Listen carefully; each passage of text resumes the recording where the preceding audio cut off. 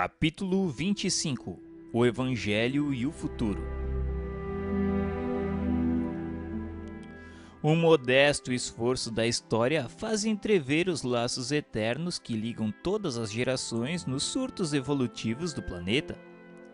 Muitas vezes o palco das civilizações foi modificado, sofrendo profundas renovações nos seus cenários.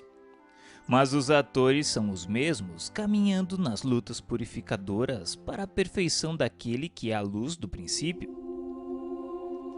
Nos primórdios da humanidade, o homem terrestre foi naturalmente conduzido às atividades exteriores, desbravando o caminho da natureza para a solução do problema vital.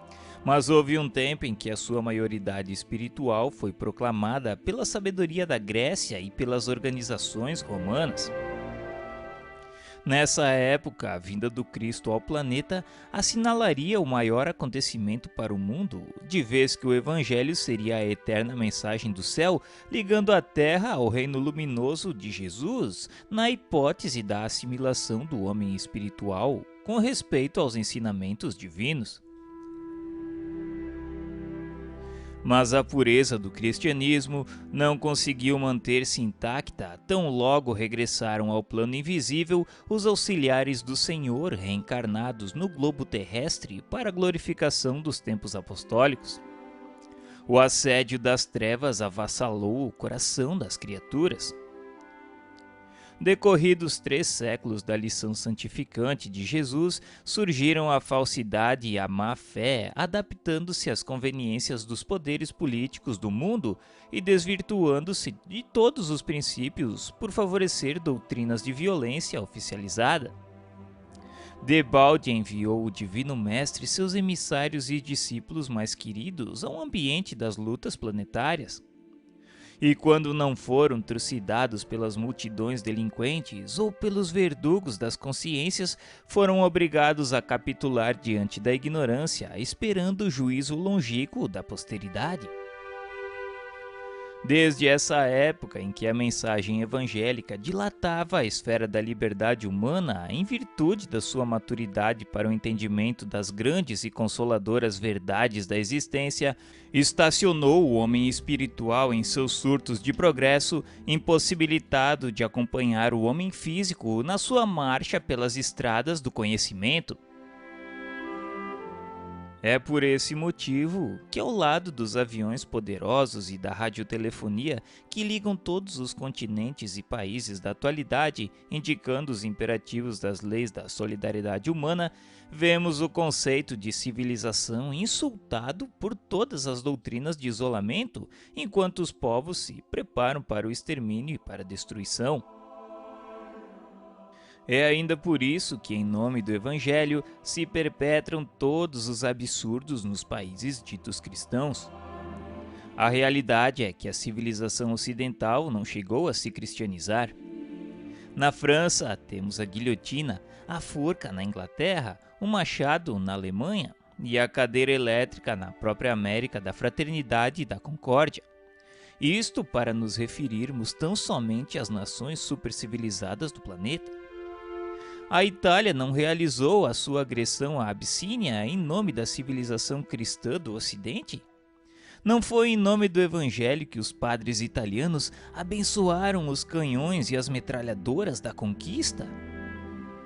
Em nome do Cristo espalharam-se nestes 20 séculos todas as discórdias e todas as amarguras do mundo.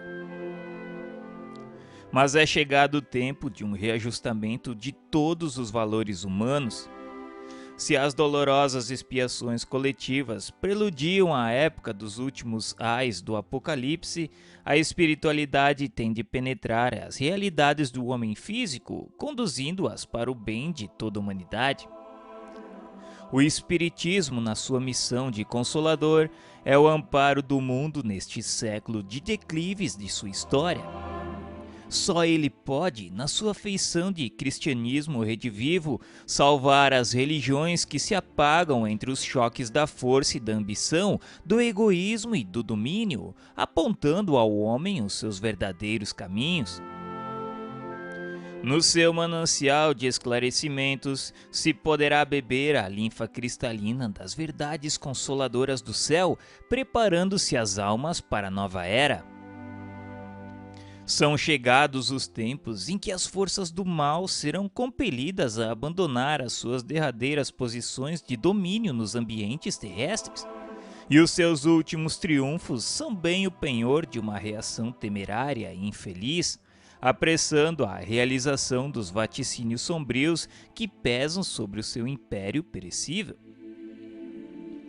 Ditadores, exércitos, hegemonias econômicas, massas versáteis e inconscientes, guerras inglórias, organizações seculares passarão com a vertigem de um pesadelo. A vitória da força é uma claridade de fogos de artifício.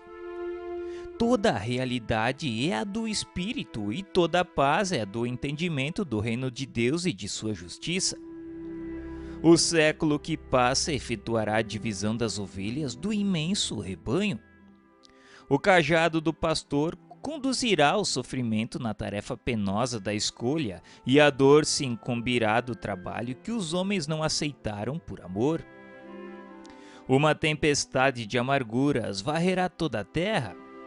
Os filhos da Jerusalém de todos os séculos devem chorar, contemplando essas chuvas de lágrimas e de sangue que rebentarão das nuvens pesadas de suas consciências enegrecidas. Condenada pelas sentenças irrevogáveis de seus erros sociais e políticos, a superioridade europeia desaparecerá para sempre como o Império Romano, entregando à América o fruto das suas experiências com vistas à civilização do porvir. Vive-se agora na Terra um crepúsculo ao qual sucederá profunda noite, e ao século XX compete a missão do desfecho desses acontecimentos espantosos. Todavia, os operários humildes do Cristo, ouçamos a sua voz no âmago de nossa alma. Bem-aventurados os pobres, porque o reino de Deus lhes pertence.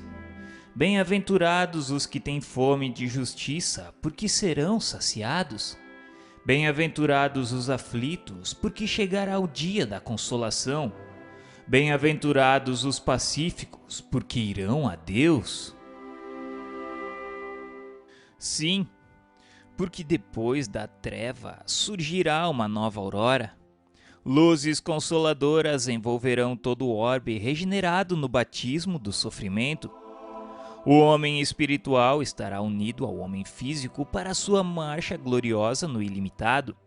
E o Espiritismo terá retirado dos seus escombros materiais a alma divina das religiões que os homens perverteram, ligando-as nos braços acolhedores do cristianismo restaurado. Trabalhemos por Jesus, ainda que a nossa oficina esteja localizada no deserto das consciências. Todos somos chamados ao grande labor e o nosso mais sublime dever é responder aos apelos do escolhido. Revendo os quadros da história do mundo, sentimos um frio cortante neste crepúsculo doloroso da civilização ocidental. Lembremos a misericórdia do Pai e façamos as nossas preces. A noite não tarda e no bojo de suas sombras compactas não nos esqueçamos de Jesus, cuja misericórdia infinita, como sempre, será a claridade imortal da alvorada futura, feita de paz, de fraternidade e de redenção.